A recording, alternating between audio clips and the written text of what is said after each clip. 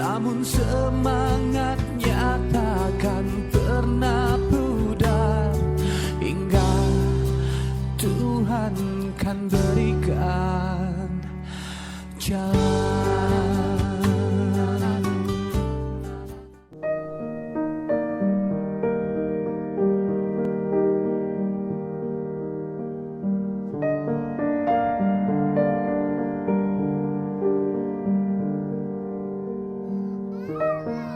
Bagi Ade Kartini, usia yang beranjak senja bukan berarti ia dapat berhenti begitu saja dalam memperjuangkan asa.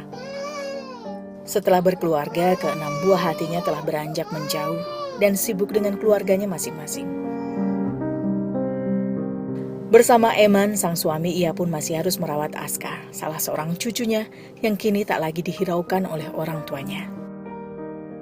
Untuk dapat mencukupi keperluan sehari-hari, Ade, begitu ia akrab disapa, biasanya berjualan beraneka ragam gorengan dengan berkeliling kampung. Numi warang, emak pehoyong di isalan, dan murang kali tak kange susu, dan tercukup panget ti abah mah. Nyak mah isalan nyarira nyuhunkeun dagangan ti batur. Enjing-enjing jam 7 besang bala-bala pisang gitu hui, naon we bala eta 3 hu. Selama bulan puasa, ia tak dapat berjualan seperti biasa. Karena tetangga tempatnya mengambil dagangan juga libur. Padahal bagi Ade kebutuhan sang cucu tak ada kata libur. Karena itu, ia harus terus berusaha mendapatkan pemasukan untuk memenuhi segala keperluan Aska. Dengan memanfaatkan kesempatan di bulan Ramadan, Ade lantas mencoba peruntungan dengan membuat kolak candil. Candil buatannya berbahan dasar ubi jalar. Biasanya ia menggunakan ubi jenis cilembu yang memiliki tekstur lebih manis dan legit.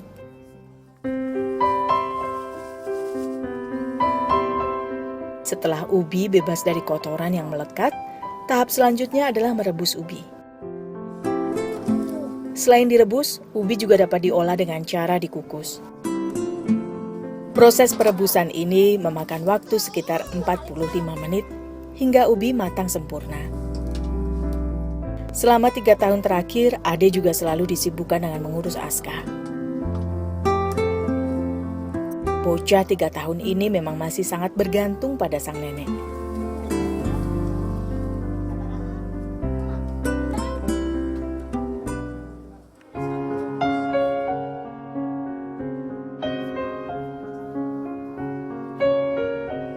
Tak jarang di sela-sela bekerja, ia harus berkompromi dengan Aska yang tiba-tiba saja rewel. Belum lagi bila muncul keinginan tak terduga dari cucunya itu, seperti mengajak bermain atau sekedar membeli makanan ringan di warung. Bila sudah begitu, Ade pun terpaksa harus menghentikan pekerjaannya untuk sementara waktu. Apaan ibu nate kerja sana di pabrik sepatu, itu di Leles. Sama aku mati umur 2 hari, kumana ti rumah sakit keneh, da kudu nyerikeun ku sarogena. Anu ka Batam teh nya tadi nyerikeun. Ku mesti 2 mingon tas ngalahirkeun, nya sauran kitu teh ka dieu. Urang teh rek kawin deui. Nya teh kawin deui itu teh ngurus ka anak, nyuhunkeun ke biayanyeun. Syukuran ge teh masihan. Setelah dihaluskan, ubi kemudian ditambahkan tepung tapioka, lalu diaduk hingga tercampur merata. Penggunaan tepung tapioka bertujuan untuk mengikat adonan ubi agar tidak mudah pecah saat dibentuk nantinya, sekaligus membuat candil menjadi lebih kenyal. Selanjutnya, Ade membentuk adonan ubinya menjadi bulatan-bulatan kecil menyerupai kelereng.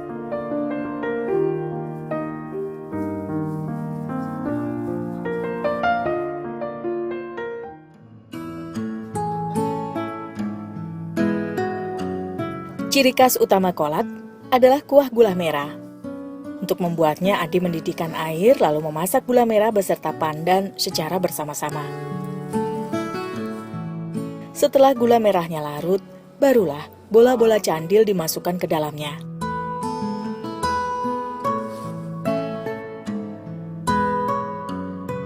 Diikuti dengan perasan santan dan sedikit garam.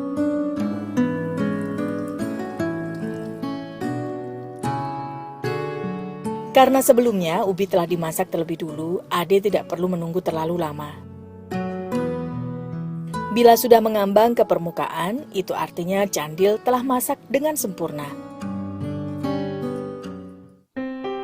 Sebelum dikemas, Ade sudah membiarkan kolaknya ini selama beberapa jam hingga benar-benar dingin. Dengan begitu kolak jadi tidak mudah basi. Satu bungkus kolak berisi 7 butir bola-bola candil ini biasa ia patok seharga Rp2.500 saja.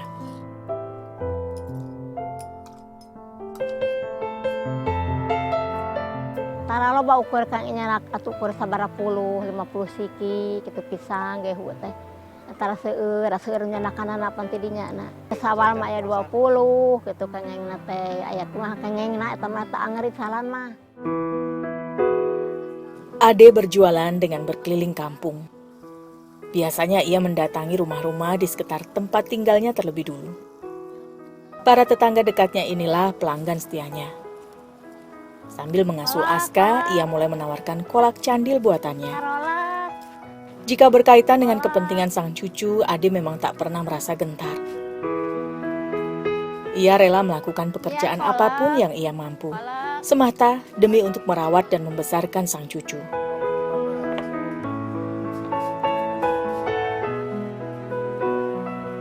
Nyen kolak nyen sandil. Terus nyeseuh anu bari nyeseuh mah. Mah teh duit teh kan budak. Keur susu. Si Abah dahar mah dah heueuh atuh ceuk mak ge si Abah mah kuli macul teh. Dari berjualan kolak candil, Ade memang bisa meraih uang hingga Rp40.000. Namun sebagian uang itu masih harus ia relakan lagi untuk membayar utang modal yang ia pinjam dari sang pemilik warung.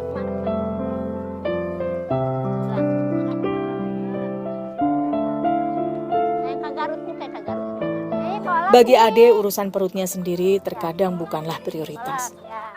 Jika hasil dari jerih payahnya berjualan tak sesuai harapan, ia dan sang suami lebih memilih untuk berpuasa.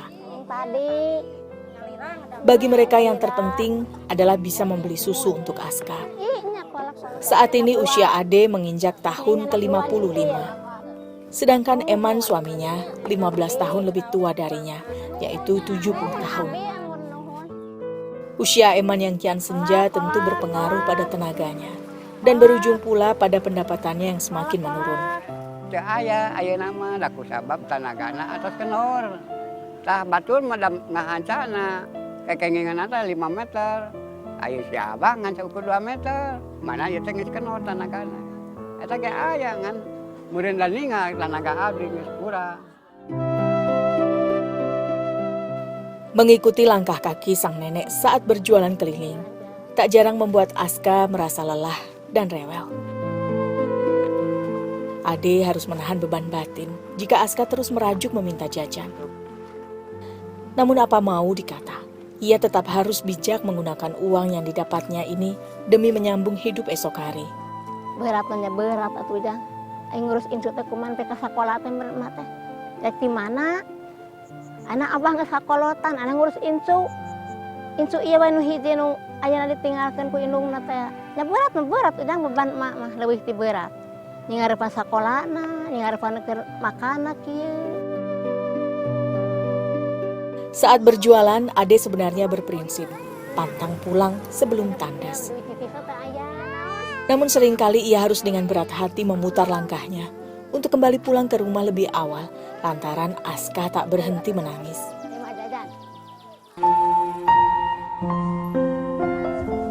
Anur, ibu kandung Aska, merupakan satu-satunya anak perempuan dari ke-6 buah hati Ade dan Eman.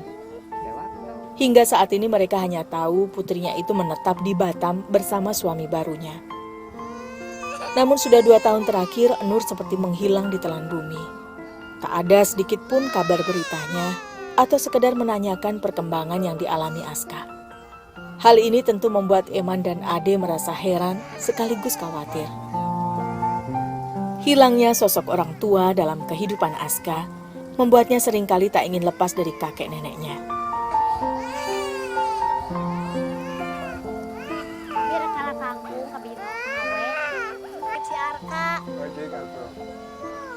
sampai dah didinya kene.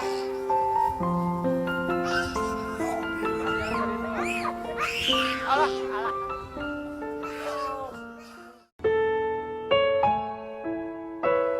Untuk keperluan makan sehari-hari, sebisa mungkin Ade menyempatkan diri mencari sayuran yang umum tumbuh liar di sekitar kampung Babakan Jambi. Dengan begitu, setidaknya ia dan Eman masih dapat mengisi perut dengan nasi dan sayur seadanya, tapi tetap menghemat pengeluaran. Aya dangeuna masak mage aya anu ditah muneur kangkung di balong tukangeun ngala genyer, ngala eceng, daun sampeu naon masa guna-guna. Mun boga eta sayur tahu leunsa, leunsa teh kebon anu kitu ditah ngala. Tempena pamere anu baruru di warung-warung. Bagi Ade dan Eman, meski keprihatinan selalu membayangi, mereka tetap mencoba berpasrah dan saling menguatkan satu sama lain.